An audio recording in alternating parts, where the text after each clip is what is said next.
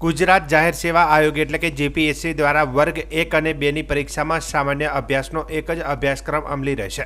અત્યાર સુધી જીપીએસસીની વિવિધ પરીક્ષાઓ માટે સામાન્ય અભ્યાસના વિષયમાં વિવિધ અભ્યાસક્રમ અમલી હતો, એમ જીપીએસસીના અધ્યક્ષ હસમુખ પટેલે જણાવ્યું છે। ખોટા પ્રશ્નના જવાબમાં વાંધો ઉઠાવવા અંગે ફીના વિરોધ મામલે હસમુખ પટેલે જણાવ્યું કે પ્રશ્નપત્રો કાળજીપૂર્વક તૈયાર કરવામાં આવે છે અને ઓછી ભૂલ થાય તે માટે પ્રયાસ થઈ રહ્યા છે। વધારે વાંધો આવવાના કારણે ફી લેવાનો નિર્ણય કરાયો છે। લેવામાં આવતી વિવિધ ભરતીની જે પ્રક્રિયા છે એ સરળ બને, ઉમેદવારોને અનુકૂળતા રહે, સારી ગુણવત્તાવાળી પરીક્ષા લેવામાં આવે, સારા ગુણવત્તાવાળા ઉમેદવારો પસંદ થાય એ માટે જુદા જુદા પગલાઓ લઈ રહ્યા છે। એ પગલાના ભાગરૂપે આયોગે એક સામાન્ય અભ્યાસનો એક જ અભ્યાસક્રમ તૈયાર કર્યો છે।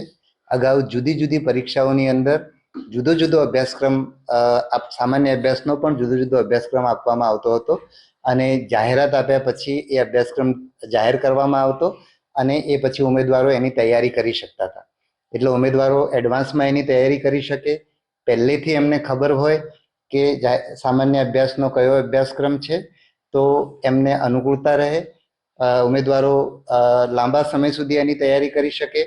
એક પરીક્ષામાં તૈયારી કરી હોય એ બીજી પરીક્ષામાં પણ કામ લાગે। દર વખતે કારણ કે ઘણા બધા ઉમેદવારો જુદી જુદી પરીક્ષાઓ આપતા હોય છે, વર્ગ 1ની આપતા હોય, વર્ગ 2ની આપતા હોય, વર્ગ 3ની આપતા હોય, એન્જિનિયરિંગ સર્વિસ આપતા હોય, એ સાથે સાથે વર્ગ 1 અથવા 1 અને 2ની પણ આપતા હોય, એટલે જુદી જુદી પરીક્ષાઓ ઉમેદવારો આપતા હોય છે।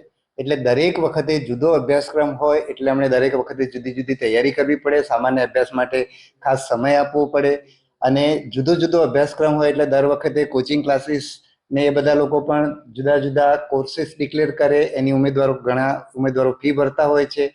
આ બધી મુશ્કેલીઓ દૂર થાય અને ઉમેદવારો એડવાન્સમાં શાંતિથી તૈયારી કરી શકે, એમને પૂરતો સમય મળે અને એમની એક તૈયારી કરેલી જે હોય એ બીજી પરીક્ષાઓમાં પણ કામ લાગે, એને ધ્યાનમાં રાખી અને એકથી વધારે પરીક્ષાઓ આપવી પણ ના પડે, એ બધી વસ્તુઓને ધ્યાનમાં રાખીને સામાન્ય અભ્યાસનો એક અભ્યાસક્રમ આપણે તૈયાર કર્યો છે। જે અગાઉના જુદા જુદા અભ્યાસક્રમો હતા એમાં સામાન્ય ફેરફાર કરીને આપણે એ અભ્યાસક્રમ તૈયાર કર્યો છે અને આજે વેબસાઇટ પર મૂકવામાં આવ્યો છે અને ભવિષ્યમાં અન્ય વિષયોમાં પણ જ્યાં એક સરખા વિષયોની જુદી જુદી પરીક્ષાઓ થતી હોય એવા ઉમેદવારોને પણ દર વખતે જુદા જુદા અભ્યાસક્રમોની તૈયારી ના કરવી પડે। દાખલા તરીકે આપણે સિવિલ એન્જિનિયરિંગ લઈએ તો એમાં GWSSBની પણ પરીક્ષા થાય છે, R&Bની પણ થાય છે, ઇરિગેશનની પણ થાય છે, તો એ બધાનો પણ અભ્યાસક્રમ એક સરખો કરવાનો અમે પ્રયત્ન કરી રહ્યા છીએ અને જેમ જેમ એ થતું જશે એમ અમે ડિક્લેર કરતા જઈશું અને અમે એ રીતે ડિક્લેર કરવા માંગીએ છીએ કે જેથી કરીને ઉમેદવારોને પૂરતો સમય મળે। એટલે આ આજે વેબસાઇટ પર મૂકવામાં આવ્યું છે, ઉમેદવારો એને જોઈ લે અને એ પ્રમાણે તૈયારી કરે। આ ટેકનિકલ કેડર માટે અલગ અલગ હશે સર, જે અલગ અલગ આપણે એન્જિનિયરિંગની એની વાત કરી એટલે ટેકનિકલ કેડર એવું હોય છે? સામાન્ય અભ્યાસ જે છે, આપણે દરેક પરીક્ષાઓની અંદર બે કોમ્પોનન્ટ હોય છે, એક ટેકનિકલ વિષય હોય છે, દાખલા તરીકે એન્જિનિયરિંગની અંદર એક ટેકનિકલ વિષય હોય અને એક સામાન્ય અભ્યાસ હોય। એ જ રીતે ક્લાસ 1, 2ની અંદર સામાન્ય અભ્યાસના કેટલાક પ્રશ્નપત્રો છે, પછી ભાષાના છે, નિબંધ છે, તો પણ આ બધી જ પરીક્ષાઓની અંદર ક્લાસ 1 હોય, ક્લાસ 2 હોય, ક્લાસ 3 હોય, એ તમામ માટે આપણે સામાન્ય અભ્યાસ એક જ કર્યો છે કારણ કે ઘણીવાર ક્લાસ 2ની પરીક્ષા આપનારા ઉમેદવારો ક્લાસ 1ની પણ પરીક્ષા આપતા હોય છે અને ક્લાસ 3ની પરીક્ષા આપનારા ક્લાસ 1 અને 2ની પણ આપતા હોય છે, એટલે બધા એક જ અભ્યાસક્રમ એમને દરેક જગ્યાએ કામ આવે।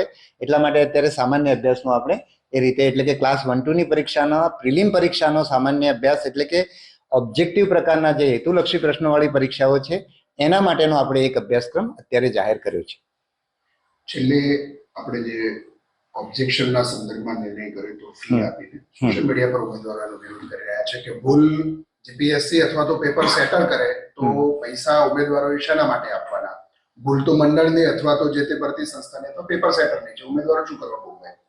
એટલે જે પ્રશ્નપત્રો તૈયાર કરવામાં આવે છે એમાં પૂરેપૂરી કાળજી રાખવામાં આવે છે અને જ્યારે પણ પ્રશ્નપત્રમાં ભૂલ થઈ હોય ત્યારે એનું એક્સપર્ટનું ધ્યાન દોરવામાં આવે છે, છતાં પણ માણસ માત્ર ભૂલને પાત્ર, એટલે એ ભૂલો આપણે મતલબ ઓછામાં ઓછી થાય એ માટેનો આપણો પ્રયત્ન ચાલુ છે અને આવનારા સમયની અંદર એને પરિણામ મળશે।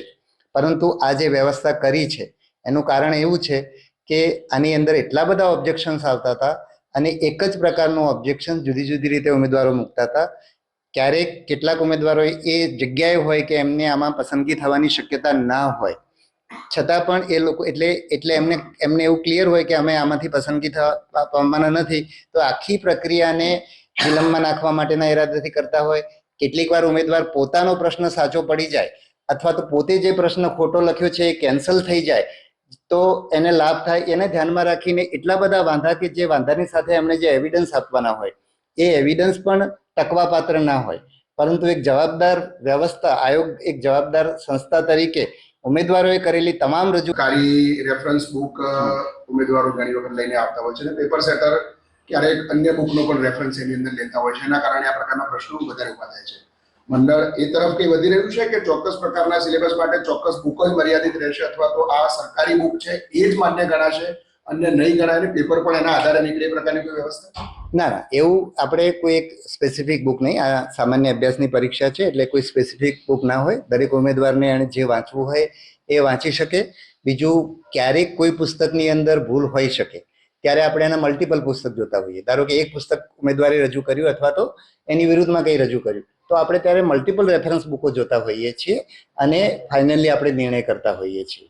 અને ઘણીવાર દાખલા તરીકે આપણો જે તમને હું પોલીસનો અનુભવ કહું તો લોકરક્ષકની અંદર આપણે ગ્રહો વચ્ચેનું અંતર પૂછ્યું હતું અને એમાં એક આપણે નંબર હાઈકોર્ટ સુધી એ મેટર ગયેલી. બધા લોકો એવું માનતા હતા કે આની અંદર પ્રકાશ વર્ષ હોય, જ્યારે ગુજરાતી પાઠ્યપુસ્તકની અંદર જ ગ્રહો વચ્ચેનું અંતર કિલોમીટરમાં આપેલું હતું.